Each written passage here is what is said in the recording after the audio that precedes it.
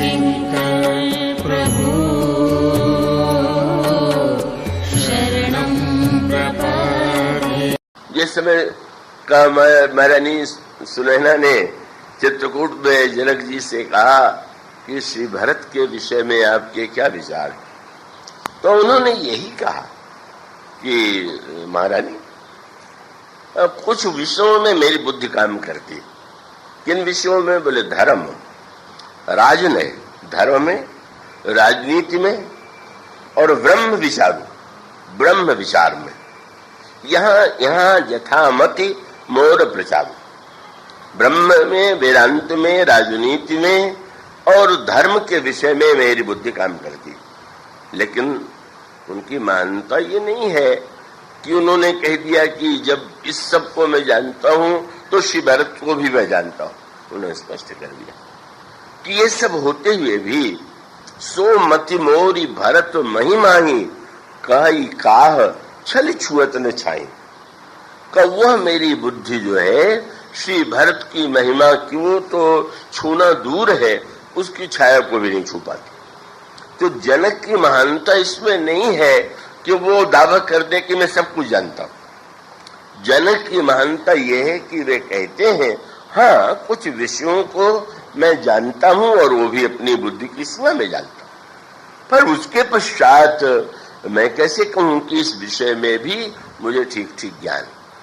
तो ये जो एक असामर्थ्य की अनुभूति है, और सच बात तो यह है कि जो जितना बड़ा मूर्ख होता है उसको अपनी बुद्धिमत्ता पर उतना विश्वास होता है, क्योंकि उसको अपने अज्ञान का पता नहीं होता। और जो जितना महान होता है उसको अपने ज्ञान की कमी का उतना ही भान होता है।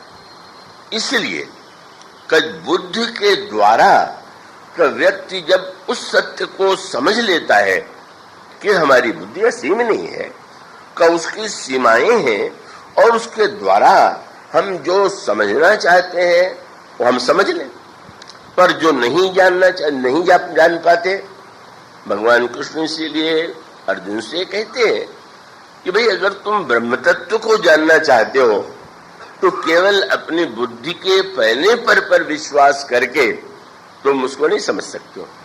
और तब आप आदेश देते हैं तुम महापुरुषों के पास जाओ। और एक बड़ा प्यारा सुंदर वाक्य है, क्या? बोले तद विद्धि प्रणिपाते में, पहले जाकर के प्रणाम करो। प्रणाम न करें तो उत्तर नहीं देंगे क्या? और प्रणाम किए बिना अगर हम उत्तर सुने तो क्या समझ में नहीं आएगा क्या? भगवान ने प्रणाम करने के लिए जब आदेश दिया तो उसके पीछे तात्पर्य यह है कि जब हम किसी के सामने सिर झुकाते हैं, प्रणाम करते हैं, तो ये स्वीकार करते हैं कि हाँ उसकी बुद्धि जो है मेरी अपेक्षा श्रेष्ठ है, वो दूर तक समझने में समर्थ है।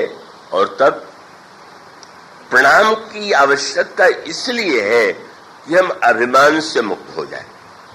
अगर व्यक्ति में अभिमान है तो वो सोचेगा कि मैं जब सबसे बड़ा बुद्धिमान हूं तो दूसरे को प्रणाम क्यों करूं। लेकिन जिसको ये ज्ञात हो गया तो भगवान ने अगर प्रणाम को, प्रणिपात को इतना महत्व दिया तो उसका तात्पर्य ये है कि हम श्रद्धा पूर्वक बुद्धि का अभिमान छोड़ करके किसी सद्गुरु, संत या महापुरुष के जाएं और फिर परिप्रश्नेन, प्रणाम करने के बाद तब उससे प्रश्न करें। अच्छा, प्रश्न का उत्तर मिल गया तो अब तो समझ में आ गई। उन्होंने कहा ना, परिप्रश्नेन सेवया, पहले प्रणाम करो, बाद में प्रश्न करो और बाद में सेवा करो। और फिर वही अर्थ है कि सेवा करने का तात्पर्य क्या, सेवा करने का अर्थ क्या है, उसका अभिप्राय है उसे आप यूं कह लें कि जैसे कोई वस्तु आपको दी जाए, पर जो वस्तु दी गई आपने बर्तन में लिया,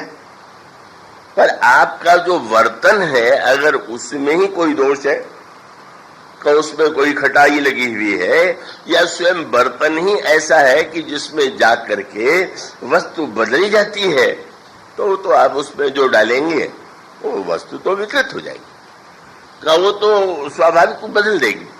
और इसका अर्थ ये कि विनम्र हो करके हम प्रश्न ही न करें, अपितु जो कहने वाले ने, संत ने, गुरु ने कहा है उसे धारण करने के लिए हमारे जीवन में पात्रता आवे, और वो पात्रता ही सेवा। सेवा के द्वारा हमारे हृदय में इस भावना का उदय होता है, जिन्होंने इतना महान ज्ञान दिया, जिन्होंने इतने तत्व का उपदेश दिया, सेवा करके हम अपने को धन्य बनाते हैं। इसलिए वही बात भगवान राम सबरी जी को उपदेश देते हुए जब ये कहते हैं कि सबरी गुरुपद पंकज सेवा, प्रभु ने कहा गुरु के चरणों की सेवा, यह मेरी तीसरी भक्ति है। पर वहां भी वो शब्द जुड़ा हुआ है, गुरुपद पंकज सेवा तीसरी भगति अमान, मान रहित हो करके गुरु के चरणों की सेवा करना, ये मेरी तीसरी भक्ति है।